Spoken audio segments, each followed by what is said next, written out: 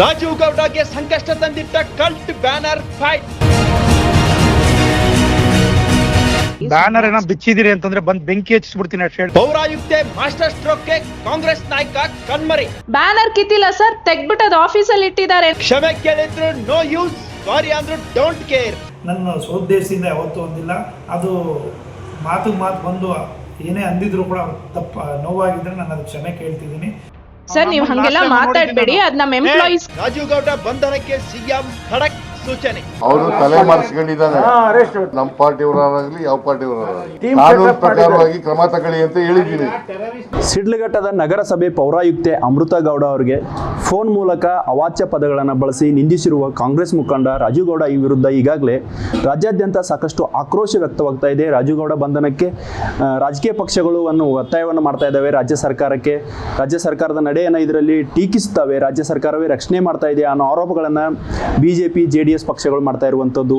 ಈ ಎಲ್ಲ ವಿಚಾರಗಳ ಬಗ್ಗೆ ಮಾತನಾಡಲು ನಮ್ಮ ಜೊತೆ ನಟಿ ಸುಷ್ಮಾ ವೀರ್ ಅವರಿದ್ದಾರೆ. ಅವರನ್ನ ಈ ವಿಚಾರದ ಬಗ್ಗೆ ಮಾತನಾಡಿಸ್ತಾ ಹೋಗ್ತಿದ್ದೀನಿ. ಮೇಡಮ್, ಈಗಾಗಲೇ ನಿಮಗೆ ಪ್ರಕರಣದ ಬಗ್ಗೆ ಮಾಹಿತಿ ಇರ್ಬೋದು ಅಂದ್ಕೊಂಡಿದ್ದೀನಿ. ಒಬ್ಬ ಮಹಿಳಾ ಅಧಿಕಾರಿಗೆ ಒಬ್ಬ ರಾಜಕೀಯ ಮುಖಂಡ ಈ ರೀತಿಯಾಗಿ ಬೆದರಿಕೆ ಹಾಕ್ತಾನೆ, ಫೋನ್ ಮೂಲಕ ಬೆಂಕಿ ಹಚ್ತೀನಿ, ಪ್ರತಿಭಟನೆ ಮಾಡಿಸ್ತೀನಿ, ಈ ರೀತಿಯ ಪದಗಳು ರಾಜಕೀಯ ಮುಖಂಡರಿಗೆ ಅವಶ್ಯಕತೆ ಇತ್ತ? ಅಧಿಕಾರಿಗಳಂದ್ರೆ ಏನು ತಿಳ್ಕೊಂಡಿದ್ದಾರೆ, ಅದರಲ್ಲೂ ಮಹಿಳಾ ಅಧಿಕಾರಿಗಳಂದ್ರೆ ಮೇಡಮ್? ಒಂದು ಖಂಡಿತವಾಗ್ಲೂ ಇದು ಖಂಡನೀಯ, ಅದನ್ನು ಒಪ್ಕೋತೀನಿ ನಾನು. ಅದರಲ್ಲಿ ಎರಡು ಮಾತಿಲ್ಲ. ಆದರೆ ನಗರಸಭೆ ಪೌರಾಯುಕ್ತೆ ನೀವು ಆ ಪರಿಸ್ಥಿತಿ, ಆ ಸ್ಥಾನದಲ್ಲಿ ನಿಂತ್ಕೊಂಡು ಯಾರೋ ಒಬ್ಬ ಬಂದು ನಿಮ್ಮನ್ನು ಹೆದರಿಸ್ತಾನೆ ಅಂದರೆ ನೀವು ಕಣ್ಣೀರಿರೋವಂಥದ್ದು ಅದು ಸೂಕ್ತ ಅಲ್ಲ ಅಂತ ನನಗನ್ಸುತ್ತೆ. ಅಂದರೆ ನೋಡಿ, ನೀವೊಂದು ಸಾಮಾನ್ಯ ಮಹಿಳೆ ಅಲ್ಲ, ನಗರಸಭೆ ಪೌರಾಯುಕ್ತೆ. ಆ ಪೊಸಿಷನ್ ಒಂದಿದೆ, ಅದಕ್ಕೊಂದು ತೂಕ ಇದೆ. ನೀವು ಹೆಡೆಮುರಿ ಕಟ್ಟಿ ನನ್ನ ಮಗಂದು ಆ್ಯಕ್ಷನ್ ತೊಗೋಬೇಕಾಗಿತ್ತು. ಆ್ಯಕ್ಷನ್ ತೊಗೊಂಡು ಒಂದು ಹೆಣ್ಣು ಮಕ್ಕಳಿಗೆ ಮಾದರಿಯಾಗಿರಬೇಕಾಗಿತ್ತು. ಇವತ್ತು ಎಲ್ಲರೂ ಹೆಣ್ಮಕ್ಳು ರಾಜಕೀಯಕ್ಕೆ ಬರೋದು ಬೇಡ, ಇದು ಅದು ಅಂತಿರೋಂಥ ಕಾಲದಲ್ಲಿ ನೀವು ಹೀಗೆ ಹೆದರ್ಕೊಂಡು ಹತ್ಕೊಂಡು ಕೂತ್ಕೊಂಡು ಖಂಡಿತವಾಗ್ಲೂ ನೋವಾಗುತ್ತೆ. ಅದು ಬಹಳ ಅವಮಾನಕರ, ಆಮೇಲೆ ಬಹಳ ಹ್ಯೂಮಿಲಿಯೇಟೆಡ್ಡು, ಎಗ್ರೀಡ್. ಬಟ್ ನೀವು ಅದನ್ನು ಪಬ್ಲಿಕಲ್ಲಿ ನೀವು ಬಿಟ್ಟ ಮೇಲೆ ಹೋಗೋ ಬರೋ ನಾಯಿ ಎಲ್ಲ ಬೊಗಳೋಂಗಾಯ್ತಲ್ಲ. ನೀವೊಂದು ಅಧಿಕಾರಿ ಸ್ಥಾನದಲ್ಲಿದ್ದು ಯಾಕೆ ಆ್ಯಕ್ಷನ್ ತೊಗೊಳ್ಳಿಲ್ಲ ಅನ್ನೋದು ನಾನು ಕೇಳ್ತಾ ಇರೋದು. ಯಾಕೆಂದರೆ ಮೊನ್ನೆ ನಂದು ಒಂದು ಇದನ್ನು ನೋಡಿ ಒಬ್ಬ ಯಾವುದೋ ಹೀಗೆ ಪೋಕ್ರಿ ಯಾರ್ದೋ ಒಬ್ಬರು ಫ್ಯಾನ್ ಇರಬಹುದು ಅಥವಾ ಇನ್ನೊಬ್ರು ಇರ್ಬೋದು, ಆತ ಡೋರ್ ಡೆಲಿವರಿ ಮಾಡೋ ಅಂಥವನು. ಅವನು ಡೋರ್ ಡೆಲಿವರಿ ಮಾಡಿದಾಗ ಇಲ್ಲ ಪಾರ್ಸೆಲ್ ಕೊಡ್ತೀವಿ, ಇಲ್ಲ ಕೊಡೋದಿಲ್ಲ, ಇಲ್ಲ ಕ್ಯಾನ್ಸಲ್ ಮಾಡ್ತೀವಿ, ಇಲ್ಲ ಆಮೇಲೆ ಬರ್ತೀವಿ, ಇಷ್ಟೇ ಹೇಳಬೇಕಾಗಿರೋ ಅಂಥದ್ದು. ಅಂಥದ್ರಲ್ಲಿ ಅವ್ನಿಗೆ ಯಾವ ಸಿಟ್ಟಿತ್ತೋ ಏನೋ ಬಾಯಿಗೆ ಬಂದಂಗೆ ಹೀನಾಯವಾಗಿ ಮಾತಾಡಿ ಪಾರ್ಸಲೂ ಕೊಡ್ದಲ್ಲೇ ಧಮಕಿ ಹಾಕ್ಬಿಟ್ಟು ಹೋದ. ನಾನು ಇದು ಅಂದ್ಬಿಟ್ಟು ಬಂದು ದೊಡ್ಡದಾಗಿ ಇಲ್ಲಿ ಹೇಳ್ಕೊಳ್ಬಹುದು, ಅಯ್ಯೋ ನೋಡಿ ಹಿಂಗೆಲ್ಲ ಮಾತಾಡ್ದೆ ಅಮ್ಮ ಅಕ್ಕ ಅಂತೆಲ್ಲ ಮಾತಾಡ್ದೆ. ಅದು ಏನಾಗುತ್ತೆ ಗೊತ್ತಾ, ನಮ್ಮ ಹೆಣ್ಣು ಮಕ್ಳಿಗೇನೆ ಅದು ತುಂಬ ಡಿಮೀನಿಂಗು. ನಾವು ಅದನ್ನು ಇಮಿಡಿಯೇಟಾಗಿ ನಾನು HAL ಪೊಲೀಸ್ ಸ್ಟೇಷನ್ಗೆ ಹೋದೆ. SI ಅನಿತಾ ಅವರಿದ್ದರು, ವಿದ್ಯಾ ಅವರಿದ್ದರು, ಆಮೇಲೆ ನಮ್ಮ ಅಜಾರುದ್ದೀನ್ ಅವರಿದ್ದರು. ಇಮ್ಮಿಡಿಯೇಟಾಗಿ ಆ್ಯಕ್ಷನ್ ತೊಗೊಂಡ್ರು. ಉಳಪ್ಪ ಅನ್ನೋ ಹೆಡ್ ಕಾನ್ಸ್ಟೇಬಲ್ಲು ಓಡಾಡಿ ಅವ್ನು ಶ್ಯಾಡೋ ಫ್ಯಾಕ್ಸನ್ನು ಕಂಪ್ನೀಲಿ ಕೆಲಸ ಮಾಡ್ತಾನೆ ಆ ಹುಡುಗ, ಅವನ್ನ ಹಿಡ್ಕೊಂಬಂದು ಸಂಜೆ ಒಳಗಡೆ within an hour and a half action ತೊಗೊಂಡು ಹೆಡೆಮುರಿ ಕಟ್ಟಿದ ಮೇಲೆ ಆ ವಿಷಯನ ನೀವು ಸೋಷಿಯಲ್ ಮೀಡಿಯಲ್ಲಿ ಹಾಕಿ. ಆದರೆ ಯಾವುದೇ ಒಂದು ಗಂಡಸಾಗಲಿ, ಅಧಿಕಾರಿ ಅಂತಲ್ಲ, ಯಾವುದೇ ಒಂದು ಗಂಡಸಾಗಲಿ ಹೆಣ್ಣು ಮಕ್ಕಳಿಗೆ ಹೀಗೆ ಮಾತಾಡ್ತಾರೆ ಅಂದರೆ ಹೇಗೆಲ್ಲ ಮಾತಾಡಿದ್ರು ಅನ್ನೋ ವರ್ಣನೆ ಇದೆಯಲ್ಲ, ಅದು ಅಸಹ್ಯ. ನಮಸ್ಕಾರ, ನಾನು ಹೇಮಚಂದ್ರ ಅಂತ. ನಾನು ಶಾರ್ಟ್ ಆಫೀಸ್ ಕೊರಿಯರ್ ಆಫೀಸಲ್ಲಿ HA ಬ್ರಾಂಚ್ ಮ್ಯಾನೇಜರ್ ವರ್ಕ್ ಮಾಡ್ತಾಯಿದ್ವಿ. ಆ್ಯಕ್ಚುಲಿ ಇವತ್ತು ಕಸ್ಟಮರ್ ಕಡೆಯಿಂದ ಒಂದು ಕಂಪ್ಲೇಂಟ್ ರೈಸ್ ಆಗಿತ್ತು. ಸೊ ಅದರಿಂದ ನಾವು ಪೊಲೀಸ್ ಸ್ಟೇಷನ್ ಕರೆಸಿದ್ರು. ಬಂದು ಹಿಡಿದಕ್ಕೆ ಕಸ್ಟಮರ್ ನಮ್ಮ ರೈಡರ್ ಬಂದುಬಿಟ್ಟು ಕಸ್ಟಮರ್ಗೆ ಕೆಟ್ಟ ಮಾತಲ್ಲಿ ಬೈದಿದ್ದಾರೆ, ಮಿಸ್ಬಿಹೇವ್ ಮಾಡಿದ್ದಾರೆ ಅಂತ ಕಂಪ್ಲೇಂಟ್ ರೈಸ್ ಆಗಿತ್ತು. ಸೊ ಅದರಿಂದ ಇಲ್ಲಿ ಬಂದುಬಿಟ್ಟು ಕಸ್ಟಮರ್ಗೆ ಅಪಾಲಜಿ ಕೇಳಿ, ಸಾರಿ ಕೇಳಿ ನಾವು ಕಂಪ್ಲೇಂಟ್ನ ಎವಿಡೆನ್ಸ್ ನಿಮಗೆ ಕಳಿಸಿದೀವಿ ಅಲ್ವಾ? ಎವಿಡೆನ್ಸ್ ನಮಗೆ ನಿಮ್ಮ ರೈಡರ್ ಮಾತಾಡಿರೋ ಎವಿಡೆನ್ಸ್ ನಮಗೆ ಶೇರ್ ಮಾಡಿದ್ರು. ಸೊ ಅದರಿಂದ ನಮ್ಮ ಕಡೆಯಿಂದ ತಪ್ಪಾಗಿದೆ. ಸೊ ಇನ್ಮೇಲೆ ನಮ್ಮ ಕಡೆಯಿಂದ ಯಾವುದೇ ತಪ್ಪಾಗೋದಿಲ್ಲ ಅಂತ ನಾವು ಅಪಾಲಜಿ ಕೇಳಿ ನಮ್ಮ ಕಡೆಯಿಂದ ನಮ್ಮ ರೈಡರ್ನ ಇಮಿಡಿಯೇಟಾಗಿ ಟರ್ಮಿನೇಟ್ ಮಾಡ್ತಾ ಇದ್ದೀವಿ. ಅವ್ರಿಗೆ ಯಾವುದೇ ಸ್ಯಾಲ್ರೀಸ್ ಇರೋಲ್ಲ, ಯಾವುದೇ ಬೆನಿಫಿಟ್ ಇರೋಲ್ಲ. ಇಮಿಡಿಯೇಟಾಗಿ ಅವ್ರು ಟರ್ಮಿನೇಟ್ ಮಾಡಿ ನೆಕ್ಸ್ಟ್ ನಮ್ಮ ಕಂಪನಿಯಲ್ಲೇ ವರ್ಕ್ ಮಾಡಿದ ಥರ ನಾವು ಆ್ಯಕ್ಷನ್ ತೊಗೊತಾ ಇದ್ದೀವಿ. ಇಮಿಡಿಯೇಟಾಗಿ ನಾವು ಏನಿದೆ ಅದು ಕ್ಲೋಸ್. ನೋಡಿ ಹೇಮಂತ್ ಅವರೇ, ಒಂದು ಬಹಳ ಸ್ಪಷ್ಟವಾಗಿ ಹೇಳ್ತಾ ಇದ್ದೀನಿ, ನಿಮ್ಮನ್ನ ಬಿಡ್ತಾ ಇರೋದು ಏಕೈಕ ಪೊಲೀಸ್ನವ್ರು ಇಮಿಡಿಯೇಟ್ ಆಗಿ ಆಕ್ಷನ್ ತಗೊಂಡ್ರೆ ನೀವು ಇಲ್ಲಿ ತನಕ ಬಂದಿರೋದು. FIR ಆಗಬೇಕಾಗಿರೋದಕ್ಕೆ ನೀವು ರಿಕ್ವೆಸ್ಟ್ ಮಾಡಿಕೊಂಡು ನೀವು ಶ್ಯೂರಿಟಿ ತೊಗೊಂಡು ಅವ್ರನ್ನ ಬಿಡಿಸ್ಕೊಂಡು ಹೋಗ್ತಾ ಇರೋದು. ಇಲ್ಲಾಂದ್ರೆ ಹಿಂಗೆಲ್ಲ ಹೆಣ್ಮಕ್ಳಿಗೆ ಮಾತಾಡೋರನ್ನ ನಾವು ಖಂಡಿತವಾಗ್ಲೂ ಬಿಡೋದಿಲ್ಲ. ಹೌದು ಮ್ಯಾಮ್, ನಮ್ಮ ಪೊಲೀಸ್ ಕಡೆಯಿಂದ ನಮ್ಮ ಬುದ್ಧಿವಾದ ಹೇಳಿ ನಮಗೆ. ನಮಸ್ಕಾರ, ನಾನು ಸುಷ್ಮಾ ವೀರ್ ಅಂತ ಹೇಳಿ, ನಿಮ್ಗೆಲ್ರಿಗೂ ಗೊತ್ತಿರಬೇಕು. ಇದು ಹೇಮಂತ್ ಅಂತ, ಇವ್ರು ಶಾಡೋ ಫ್ಯಾಕ್ಸ್ ಅಲ್ಲಿ ಮ್ಯಾನೇಜರ್ ಆಗಿರೋಂಥವ್ರು. ಇಲ್ಲಿದ್ದಾರೆ ನೋಡಿ, ಇವರು ಪೋರ್ಕಿ ನಿಮಿಷ ಇಲ್ಲಿದೆ, ಬರೇ ಬೇಕಾ, ಇಲ್ಲಿದ್ದಾರೆ ನೋಡಿ ಇವರು ಪೋರ್ಕಿ. ಈ ಪೊರ್ಕಿ ಡೆಲಿವರಿಗೆ ಅಂತ ಬಂದು ಅಕ್ಕ ಅಮ್ಮ ಅಂತೆಲ್ಲ ಮಾತಾಡಿ, ಕಾರಣ ಇದ್ದಲೆ ಮಾತಾಡಿ, ರಾಸ್ಕಲ್ ತರ ಊರಲ್ಲಿರೋರ್ನೆಲ್ಲ ಕೆಟ್ಟ ಕೆಟ್ಟ ಪದ ಮಾತಾಡಿ, ತಲಹಾಟೆಗೆ ಸಿಂಗಲ್ ವಿಮೆನ್ ಅಂದ್ರೆ ಈಸಿ ಅನ್ಕೊಂಡು ಮಾತಾಡಿದ್ದಾರೆ. ಇಮಿಡಿಯೇಟ್ ಆಗಿ ನಾವು ಕಂಪ್ಲೇಂಟ್ ಕೊಟ್ಟು HAL ಪೊಲೀಸ್ ಸ್ಟೇಷನ್ ಅಲ್ಲಿ ಕ್ವಿಕ್ ಆಗಿ ಆಕ್ಷನ್ ತಗೊಂಡು NCR ನ ರಿಜಿಸ್ಟರ್ ಮಾಡ್ಕೊಂಡು FIR ರಿಜಿಸ್ಟರ್ ಮಾಡ್ಕೊಂಡು ಇವನ್ನ ನಾವು ಅದಕ್ಕೋಸ್ಕರ ನಾವು ಕ್ಷಮಿಸ್ತಾ ಇದ್ದೀವಿ ಇಂಥ ಲೋಫರ್ಗಳನ್ನ. ಇಲ್ಲ ಅಂದ್ರೆ ಇವ್ರ ಕಂಬಿ ಶಿಕ್ಷೆ ಅಂತೂ ಗ್ಯಾರಂಟಿನೇ. ಇಂಥವ್ರನ್ನ ಹಿಡಿಯೋದು ಎಷ್ಟು ಕಷ್ಟ. ಇವತ್ತು ನ್ಯೂ ಇಯರ್ಸ್ ದಿವಸ ಏನ್ ಬೇಕಾದ್ರೂ ಮಾತಾಡ್ಕೊಂಡು ಹೆಂಗ್ ಬೇಕಾದ್ರೂ ಹೋಗ್ಬೋದು, ಪೊಲೀಸ್ ಎಲ್ಲ ಬ್ಯುಸಿಯಾಗಿರ್ತಾರೆ ಅನ್ಕೊಳ್ಳೋ ಟೈಮಲ್ಲಿ ಉಳಪ್ಪ ಅನ್ನೋರು ಹೆಡ್ ಕಾನ್ಸ್ಟೇಬಲ್ ಓಡಾಡಿ ಎಷ್ಟು ಫಾಸ್ಟಾಗಿ ಆ್ಯಕ್ಟ್ ಮಾಡಿದ್ದಾರೆ ಅಂದರೆ, ದಯವಿಟ್ಟು ಹೆಣ್ಮಕ್ಳಿಗೆ ಎಲ್ರಿಗೂ ನಾನು ಹೇಳ್ತಾ ಇದ್ದೀನಿ, ಏನಾದರೂ ಪ್ರಾಬ್ಲಮ್ ಆದರೆ ಇಮಿಡಿಯೇಟ್ ಆಗಿ ಕರೆಸಿ. ಆಮೇಲೆ ಇಂಥ ಕಂಪನಿಯವ್ರಿಗೆ ಥ್ಯಾಂಕ್ ಯು, ನೀವು ಇಷ್ಟು ಸ್ವಿಫ್ಟ್ ಆಗಿ ಆ್ಯಕ್ಷನ್ ತಗೋತಾ ಇರೋದಕ್ಕೆ. ನೆಕ್ಸ್ಟ್ ಟೈಮ್ ಇಂಥವ್ರನ್ನ ಎಂಟರ್ಟೈನ್ ಮಾಡಿ. ನೀವು ಲೀಗಲ್ ಆ್ಯಕ್ಷನ್ ತೊಗೊಂಡು ಪಟ್ಟಂತ ಹೊಡೆದು ಹೇಳಬೇಕಾಗಿತ್ತು, ಈ ನನ್ನ ಮಗನ ಇಂತಿಂಥ ಕೆಲಸ ಮಾಡಿದ್ದಾರೆ, ಇಂತಿಂಥ ಗಲೀಜು ಮಾತುಗಳಾಡಿದ್ದಾರೆ, ಇದು ನಾನು ಸಹಿಸೋದಿಲ್ಲ, ಐ ವಾಂಟ್ ಆ್ಯಕ್ಷನ್ ಅಂತ. You should have put your foot down. ಅದು ಹೆಣ್ಮಕ್ಳು ಪವರು. ಈಗ ಎಲ್ಲರೂ ಖಂಡಿಸಿದ್ದಾರೆ ಅವ್ರನ್ನ. ಯಾರಿಗೇನು ಬುದ್ಧಿ ನೆಟ್ಟಿಗಿರೋನೋ ಆ ಯಪ್ಪನ ಪರ ವಹಿಸ್ಕೊಳ್ಳೋದಿಲ್ಲ. Okay, that is not acceptable. ಆ ರೀತಿ ಹಾಗೆಲ್ಲ ಮಾತಾಡೋದು. ಒಂದು ವೇಳೆ ಅಯ್ಯಪ್ಪ ಅನ್ಎಜುಕೇಟೆಡು, ಸ್ಲಮ್ಮು ಏನಾದರೂ ಅನ್ಕೊಳ್ಳಿ, ಅವ್ನು ಮಾತಾಡ್ದ, ನಿಮ್ಮ ಪೊಸಿಷನ್ ಏನು ಮ್ಯಾಮ್? ನೀವು ಯಾವ ಪೊಸಿಷನಲ್ಲಿ ಕೂತಿದ್ದೀರಾ? Your equivalent to a commissioner. ನೀವೇನು ಪಾಪ ತರಕಾರಿ ಮಾರೋ ಹೆಂಗಸು ಅಮಾಯಕ್ಕೆ ಅಬಲೆ ಅಂತಲ್ಲ. ನೀವು ಅಷ್ಟೊಂದು ಕೂತ್ಕೊಂಡು ಮಾತು ಕೇಳಿಸ್ಕೊಳ್ಳೋ ಅಂಥದ್ದೇನಿತ್ತು? ಇಡೋ ಫೋನ್ ಅನ್ಬೇಕಾಗಿತ್ತು. ಇಮ್ಮಿಡಿಯೇಟಾಗಿ ನೀವೇನು ಆ್ಯಕ್ಷನ್ ತೊಗೋಬೇಕಾಗಿತ್ತು, ಪಟ್ಟಂತ ಹೊಡಿಬೇಕಾಗಿತ್ತು. ಸ್ಟೇಷನಲ್ಲಿ ತೊಗೊಳ್ಳಿಲ್ವ ಆ್ಯಕ್ಷನ್ನು, ಅದನ್ನು ನೀವು ತರಬೇಕಾಗಿತ್ತು ಹೊರಗಡೆ. ಅಂದರೆ ನಾವು ಯಾವಾಗಲೂ ಹೆಣ್ಣು ಮಕ್ಕಳಿಗೆ ಯಾರ್ದಾದ್ರೂ ಒಬ್ಬರು ತಲೆ ಮೇಲೆ ಒಂದು ಕೈ ಇರಬೇಕು, ಆಶೀರ್ವಾದ ಇರಬೇಕು ಅನ್ನೋದನ್ನು ಅಲ್ಲ, ನಾವು ಹೆಣ್ಣುಮಕ್ಕಳು ದಿಟ್ಟ ಹೆಣ್ಣುಮಕ್ಕಳು ಅಂತ ನೀವು ನಿರೂಪಿಸ್ಬೇಕಾಗಿತ್ತು. ನೀವು ಆ ಅಧಿಕಾರಿ ಸ್ಥಾನದಲ್ಲಿ ಇದ್ಕೊಂಡು ನೀವು ಹಾಗೆಲ್ಲ ಹತ್ಕೊಂಡಿದ್ದು ನೋಡಿದ್ರೆ ಇವಾಗ ಇನ್ನೂ ಹೆಣ್ಣುಮಕ್ಕಳು ಹೆದರೋಂಗಾಗಿದೆ ಹೊರತು, ಅಯ್ಯೋ ಇದು ಯಾಕಪ್ಪ ಹಿಂಗೆಲ್ಲ ಆಗುತ್ತೆ ನೋಡಿ ಅವ್ರಿಗಾಗುತ್ತೆ, ಈ ರೀತಿ ಎಕ್ಸಾಂಪಲ್ ಕೊಟ್ಕೊಳ್ಳೋಂಗೆ ಆಗಬಾರ್ದು.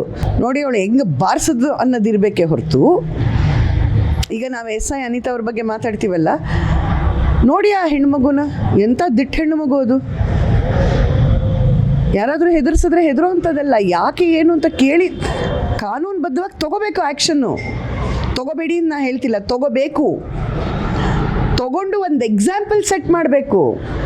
ಯಾವನೇ ಆಗಲಿ ಹೆಣ್ಮಕ್ಳಿಗೆ ಹಿಂಗೆ ಮಾತಾಡೋಂಗಿಲ್ಲ ಅಂತ. ಇವಾಗ ನೀವು ಪಬ್ಲಿಕ್ ಮಾಡಿದ್ರಿ, ಎಲ್ಲ ಮೀಡಿಯಾಗಳು ಉಗ್ದಿದೆ, ಇಲ್ಲ ಅಂತ ಹೇಳ್ತಿಲ್ಲ ನಾನು. ಆದರೆ ಅದರಿಂದ ಆಗಿದ್ದೇನು ಅಂದರೆ, ಇನ್ನೊಬ್ಬ ಯಾವನೋ ಪಡ್ಡೆ ಕೂತಿರೋನು, ನಮ್ಮ ಸಿನಿಮಾಲಿ ನೋಡಿ ಹೀರೋ ವಿಲನ್ ಎರಡೂ ಇಡ್ತೀವಿ, ಕೆಟ್ಟದನ್ನು ಬೇಗ ಕಲಿತಾರೆ ಜನ. ಇದರಿಂದ ಏನಾಗುತ್ತೆ ಅಂದರೆ, ಇನ್ನೂ 4 ಜನ ಇನ್ನೂ 4 ಹೆಣ್ಮಕ್ಳಿಗೆ ಹಿಂಗೆ ಮಾತಾಡ್ಬೋದು ಅಂತ ಧೈರ್ಯ ತಗೋತಾರೆ ಹೊರತಾಗಿ ಆ ಹೆಣ್ಮಗು ಹತ್ಲು. ಇದರಲ್ಲೇ don't let the idiots win over. ಹೇಡಿಗಳ ಥರ ನಾವು ಹೆಣ್ಮಕ್ಳು ನೀ ಅಳೋವಂಥ ಕೆಲಸ ಏನೂ ಮಾಡಿರಲಿಲ್ಲ ತಾಯಿ.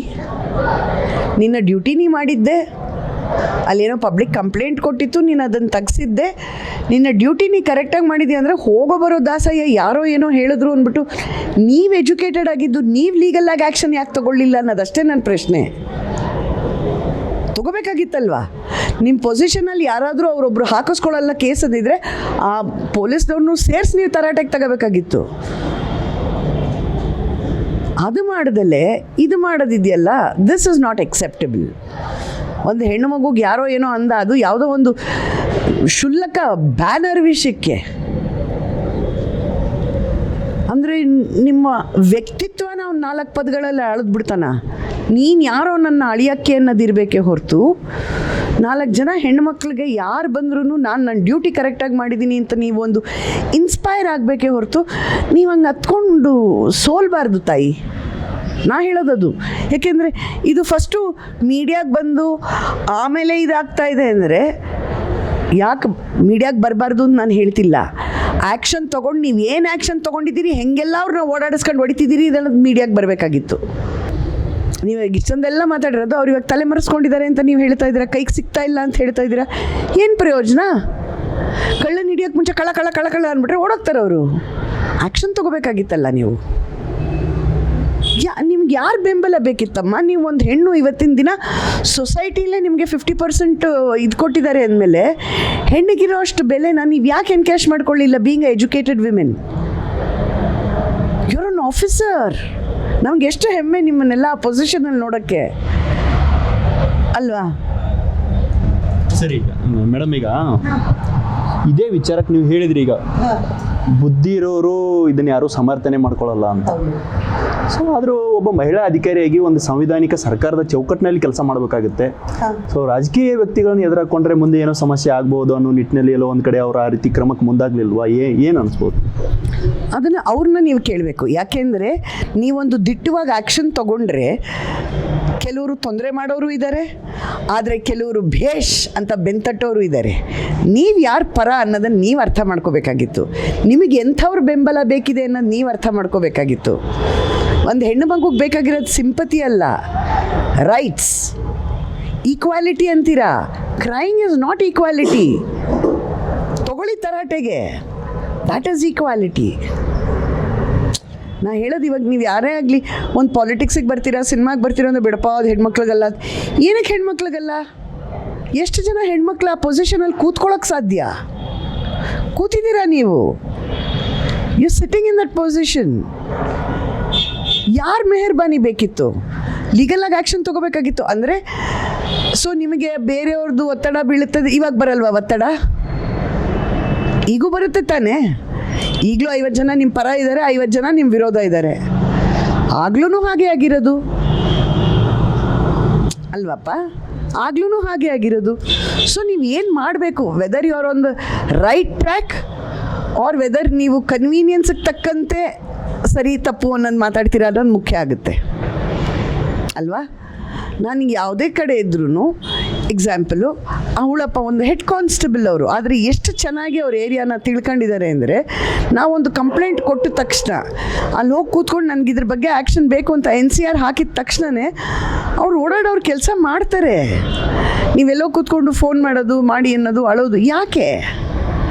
ನಾನು ಹೇಳೋದು ಒಂದು, ನಾನಲ್ಲಿ ಸ್ಟೇಷನಲ್ಲೂ ಇದ್ದಾಗ ಇದನ್ನು ನಾನು ಬಿಡ್ತೀನಿ, ಸೋಷಿಯಲ್ ಮೀಡಿಯಲ್ಲಿ ಹಾಕ್ತೀನಿ ಇಂದಾಗ ಭಾಳ ಮುದ್ದಾದಂಥ ಒಂದು ಕಿವಿ ಮಾತು ಹೇಳಿದ್ದವ್ರೆ. ಎಷ್ಟು ಚೆನ್ನಾಗಿದೆ ಮೇಡಮ್, ಬೇಡ ಮೇಡಮ್ ಅಸಭ್ಯವಾಗಿ ಮಾತಾಡಿದ್ರು ಅಂತಲೇ ಹೇಳಿ. ನಾನು ಹೇಳಿದೆ ಹೌದು, ಅವಾಚ್ಯ ಪದ ಅಂತಲೇ ಹೇಳ್ತೀನಿ. ಯಾಕೆ ಅಂದೆ, ಇಲ್ಲ ನೀವು ಇದನ್ನು ಹಾಕ್ತೀರಾ ಅಂದರು. ಇಲ್ಲ ರೆಕಾರ್ಡಿಂಗ್ ಹಾಕಲ್ಲ.